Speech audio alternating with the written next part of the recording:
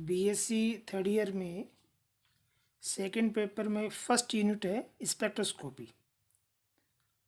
तो हमारा first paper complete हो चुका है। अब हम सेकंड पेपर स्टार्ट कर रहे हैं, जिसमें फर्स्ट चैप्टर हम ले रहे हैं स्पेक्ट्रोस्कोपी। तो आज ये स्पेक्ट्रोस्कोपी का जो फर्स्ट लेक्चर है, इसमें हम देखेंगे स्पेक्ट्रोस्कोपी का इंट्रोडक्शन कि स्पेक्ट्रोस्कोपी क्या है। अगर हम कहें कि स्पेक्ट्रोस्कोपी क्या है, तो सिंपल वे में हम कह सकते हैं स्टडी ऑफ स्पेक्ट्रा या स्टडी ऑफ स्पेक्ट्रम। किसी भी स्पेक्ट्रा के स्टडी को हम स्पेक्ट्रोस्कोपी कहेंगे। तो ये स्पेक्ट्रा क्या है, कैसे प्राप्त होता है? तो सिंपली हम कह सकते हैं कि स्पेक्ट्रा आप लोगों ने जो देखा है कि जैसे इलेक्ट्रोकार्डियोग्राम है, ईसीजी, वो एक प्रकार का स्पेक्ट्रा है। तो ये स्पेक्ट्रा हम कैसे प्राप्त कर सकते हैं? ये एक प्रकार का डायग्राम है। इस स्पेक्ट्रा को हम सिंगुलर फॉर्म में बोलते हैं स्पेक्ट्रम। जब सिंगुलर फॉर्म में हम बोलेंगे तो क्या कहेंगे? स्पेक्ट्रम। और प्लूरल फॉर्म में इसको क्या बोलेंगे? स्पेक्ट्रा। ये स्पेक्ट्रम है। ये स्पेक्ट्रम आपने देखा होगा, जैसे हम रेनबो देखते हैं तो रेनबो में हमें विबग्योर, इस तरह से हमें कलर दिखाई देते हैं। तो ये जो विबग्योर है, ये किसका स्पेक्ट्रम है? EMR का, इलेक्ट्रोमैग्नेटिक रेडिएशंस। तो कैसे प्राप्त हुआ? जब इलेक्ट्रोमैग्नेटिक रेडिएशन से एनवायरनमेंट में जो ड्रॉपलेट्स हैं उनके साथ इंटरेक्शन करती है, तो उस इंटरेक्शन का जो रिजल्ट है वो हमें ये रेनबो जो विबग्योर है वो दिखाई देता है। तो हम क्या कह सकते हैं कि स्पेक्ट्रम कैसे प्राप्त हो रहा है? जब हम किसी मटेरियल या ऑब्जेक्ट, जो कि यहाँ पर ड्रॉपलेट्स है, उनकी इंटरेक्शन रेडिएशन से होती है, तो उस इंटरेक्शन का जो रिजल्ट है वही स्पेक्ट्रा है। तो हम सिंपल वे में क्या कह सकते हैं कि इलेक्ट्रोमैग्नेटिक रेडिएशंस और कोई भी ऑब्जेक्ट, मटेरियल या मैटर, इनके बीच का जो इंटरेक्शन है वो इंटरेक्शन भी कैसा? Energetic interaction. इस एनर्जेटिक इंटरेक्शन का जो रिजल्ट है, उस रिजल्ट को जब हम डायग्राम के रूप में रिप्रेजेंट करते हैं तो उससे उस डायग्राम को हम कहेंगे स्पेक्ट्रा, और इस स्पेक्ट्रा का जो अध्ययन है वो कहलाएगा स्पेक्ट्रोस्कोपी। तो इस स्पेक्ट्रा या स्पेक्ट्रोस्कोपी का अध्ययन हम क्यों कर रहे हैं, इसका इम्पोर्टेंस क्या है? उससे पहले EMR का हमें पता होना चाहिए कि EMR क्या है। Electromagnetic radiations. नेचुरल सोर्स क्या है इसका? सूर्य। जो सनलाइट है वो इलेक्ट्रोमैग्नेटिक रेडिएशंस है। सूर्य से जितने भी रेडिएशंस निकल रही हैं वो सारी क्या है? इलेक्ट्रोमैग्नेटिक रेडिएशंस हैं, क्योंकि वहाँ उन रेडिएशंस में इलेक्ट्रिक और मैग्नेटिक दोनों प्रकार की फील्ड पाए जाते हैं। तो ये जो रेडिएशंस हैं सूर्य से निकलने वाली, इन्हें हम कहते हैं कि कौन कौन सी रीजन की हैं? कॉस्मिक,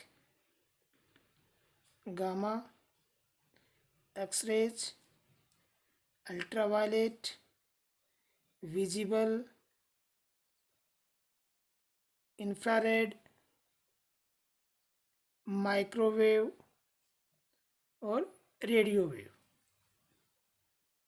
ये इलेक्ट्रोमैग्नेटिक रेडिएशंस। यहाँ जब हम ऊपर से नीचे की तरफ आते हैं तो उनका जो एनर्जी है वो एनर्जी डिक्रीज होता है। तो सबसे अधिक एनर्जी वाली किरणें कौन सी हैं? कॉस्मिक किरणें। और सबसे कम एनर्जी वाली किरणें या रेडिएशंस कौन सी हैं? Radio waves. और इनकी जो एनर्जी है, हमने पढ़ा है मैक्स प्लैंक का जो कंसेप्ट है उसके अकॉर्डिंग कि ये जो एनर्जी है क्वांटाइज्ड होती है, और इनकी एनर्जी को हम E is equal to H nu से रिप्रेजेंट करते हैं, जहाँ एच प्लैंक कांस्टेंट है, न्यू इसकी आवृत्ति है, ई इसकी ऊर्जा है। और आवृत्ति का मान हम सी अपॉन लेमडा भी रख सकते हैं। उस कंडीशन में हम क्या कह सकते हैं? E is equal to H C upon lambda. ये एक तरह का रिव्यू हो गया कि हमने ये पढ़ा हुआ है कि इलेक्ट्रोमैग्नेटिक रेडिएशंस क्या है। तो ये इलेक्ट्रोमैग्नेटिक रेडिएशंस का जब हम इंटरेक्शन करवा रहे हैं किसी मैटर के साथ, किसी मटेरियल के साथ, तो उस इंटरेक्शन का रिजल्ट ही स्पेक्ट्रा है, और उस स्पेक्ट्रा का अध्ययन क्या है? स्पेक्ट्रोस्कोपी। तो ये मटेरियल क्या है? जैसे कोई भी ऑब्जेक्ट, हमने वाटर ले लिया, वो ऑब्जेक्ट हो गया, वो मटेरियल हो गया, या कोई भी केमिकल जैसे एथाइल अल्कोहल ले लिया, बेंजीन ले लिया, या आपने कोई नया कंपाउंड बनाया वो हम ले सकते हैं। तो ये जब हम इंटरेक्शन करवाएंगे और उस इंटरेक्शन से जो स्पेक्ट्रा हम प्राप्त करेंगे, तो उसका फ़ायदा क्या है, उसका इम्पोर्टेंस क्या है? तो इम्पोर्टेंस क्या है कि जो स्पेक्ट्रा हमें प्राप्त होता है, ये इस इंटरेक्शन से हमें प्राप्त हो रहा है, तो वो जो एनर्जेटिक इंटरेक्शन से प्राप्त होने वाला स्पेक्ट्रा है, वो इस मटेरियल के जो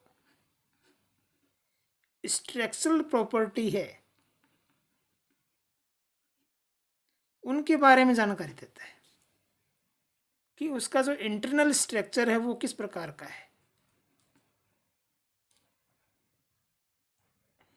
अब इसमें सीधा सा हम कहाँ इसको समझ सकते हैं कि हमने एक्सरे डिफ्रैक्शन देखा, एक्सरे डिफ्रैक्शन के बारे में स्टडी किया। कभी जब बीएससी फर्स्ट ईयर में फिजिकल केमिस्ट्री में पढ़ते हैं कि जो क्रिस्टलाइन स्ट्रक्चर है, उन क्रिस्टलाइन स्ट्रक्चर की इंटरनल ज्योमेट्री का पता कैसे चलेगा, तब वहाँ पर एक्सरे डिफ्रैक्शन मेथड के द्वारा हम उनकी इंटरनल ज्योमेट्री का पता लगाते हैं। तो उस एक्सरे डिफ्रैक्शन में हम क्या करते हैं, जो एक्सरेज हैं, इन एक्सरेज को जो मटेरियल है, क्रिस्टल है, उसके साथ इंटरेक्ट करवाते हैं, उसके ऊपर आपतित करवाते हैं, और फिर वहाँ से जो डिफ्रैक्शन पैटर्न हमें प्राप्त होता है उसके अकॉर्डिंग हम उस क्रिस्टल की जो इंटरनल ज्योमेट्री है या जो उनके जो कंपोनेंट हैं उनके बीच के जो दूरी है उस दूरी का अनुमान लगाते हैं ब्रैग समीकरण की सहायता से, एन लैम्डा बराबर 2d sin थीटा से। तो इस प्रकार हम कह सकते हैं कि स्पेक्ट्रा का इम्पोर्टेंस कोई भी कंपाउंड है, उस कंपाउंड की जो इंटरनल स्ट्रक्चर है उसका स्टडी करने के लिए बहुत ज़्यादा होता है। और ये एक प्रैक्टिकल टेक्निकल मेथड है, इससे हमें एक्यूरेट जो वैल्यू है वो प्राप्त होती है। इसी प्रकार हमें अगर कोई नया कंपाउंड मिलता है तो उसे नए कंपाउंड के बारे में पता लगाने के लिए, उसको आइडेंटिफाई करने के लिए, किसी भी न्यू कंपाउंड को आइडेंटिफाई करने के लिए सबसे जो अहम रोल है वो होता है स्पेक्ट्रोस्कोपी का। स्पेक्ट्रोस्कोपी के बगैर हम उस न्यू कंपाउंड को आइडेंटिफाई नहीं कर सकते, उसकी जो स्ट्रक्चर है उसका निर्धारण नहीं कर सकते कि उसका स्ट्रक्चर क्या होगा। तो ये स्पेक्ट्रोस्कोपी का इम्पोर्टेंस है। तो स्पेक्ट्रोस्कोपी हम क्या कह सकते हैं, the branch of science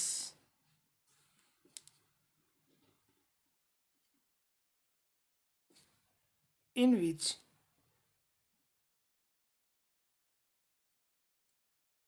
we deals with the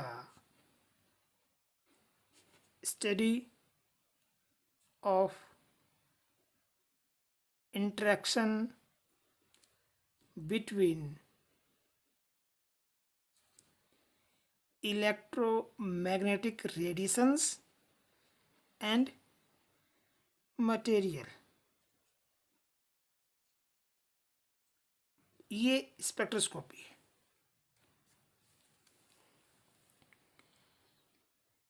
अब यहाँ पर ये जो स्पेक्ट्रोस्कोपी है ये बहुत ब्रॉड टेक्निक है और एप्लीकेशंस या स्टडी के इम्पोर्टेंस की वजह से इसको हम कई प्रकार से क्लासिफाई करते हैं और क्लासिफाई करके ही हम इसका ज़्यादा अच्छे तरीके से स्टडी कर सकते हैं। तो वो जो क्लासिफिकेशन है वो डिपेंड करता है कि हम किस प्रकार के इलेक्ट्रोमैग्नेटिक रेडिएशंस यूज़ कर रहे हैं, या उसी ब्रांचेस को हम दूसरे प्रकार से भी डिफाइन कर सकते हैं कि जो इलेक्ट्रोमैग्नेटिक रेडिएशंस हम यूज़ कर रहे हैं उन इलेक्ट्रोमैग्नेटिक रेडिएशन से मटेरियल में क्या चेंज आ रहा है, मटेरियल में क्या चेंज आ रहा है, उसके अकॉर्डिंग हम उसको डिफाइन कर सकते हैं। जैसे अगर हम एक्सरेज को EMR रेडिएशंस के रूप में यूज़ कर रहे हैं तो स्पेक्ट्रोस्कोपी क्या हो जाएगा, एक्सरे स्पेक्ट्रोस्कोपी, जो कि हमने एक्सरे डिफ्रैक्शन मेथड देखा ना वो। अगर हम अल्ट्रा वायलेट विजिबल रेडिएशंस को EMR के रूप में यूज़ कर रहे हैं, किसी मटेरियल के साथ इंटरेक्ट करवा रहे हैं, तो स्पेक्ट्रोस्कोपी का नाम क्या हो जाएगा, UV स्पेक्ट्रोस्कोपी, जो आप लोगों ने सेकेंड ईयर में पढ़ी है। या अगर हम EMR की जगह IR रेडिएशंस को यूज़ करें तो हम क्या कहेंगे उसको, IR स्पेक्ट्रोस्कोपी। और ये आपको ध्यान है कि UV स्पेक्ट्रोस्कोपी को हमने इलेक्ट्रॉनिक स्पेक्ट्रोस्कोपी भी कहा था और IR स्पेक्ट्रोस्कोपी को हमने क्या कहा था, वाइब्रेशनल स्पेक्ट्रोस्कोपी। इसी प्रकार जो माइक्रोवेव स्पेक्ट्रोस्कोपी है इसे हमने कहा था, क्या कहा था, रोटेशनल स्पेक्ट्रोस्कोपी। तो ये इनका जो क्लासिफिकेशन है वो इस आधार पर भी कर सकते हैं कि हम कौन सी EMR रेडिएशंस यूज़ कर रहे हैं, और इस आधार पर भी कर सकते हैं कि उन रेडिएशंस के इंटरेक्शन से मटेरियल में किस प्रकार का चेंज आ रहा है, वो रेडिएशन किस प्रकार का एनर्जेटिक इंटरेक्शन शो कर रहा है।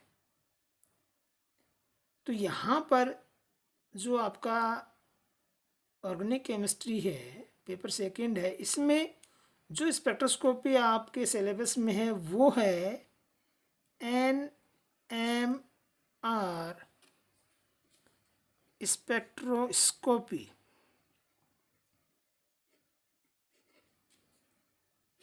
NMR स्पेक्ट्रोस्कोपी,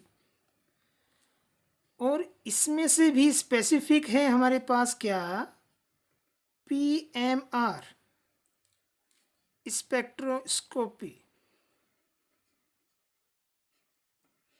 और इसी PMR स्पेक्ट्रोस्कोपी को हम इस प्रकार से भी लिखते हैं, 1H NMR स्पेक्ट्रोस्कोपी। तो यहाँ पर NMR का क्या मतलब है, nuclear magnetic resonance spectroscopy. PMR का क्या मीन है, प्रोटॉन मैग्नेटिक रेजोनेंस स्पेक्ट्रोस्कोपी। और 1H NMR क्यों बोलते हैं, क्योंकि यहाँ पर हमने जो प्रोटॉन बोला इस प्रोटॉन को हमने 1H के द्वारा रिप्रेजेंट कर दिया। तो ये मेन क्या है, न्यूक्लियर मैग्नेटिक रेजोनेंस स्पेक्ट्रोस्कोपी।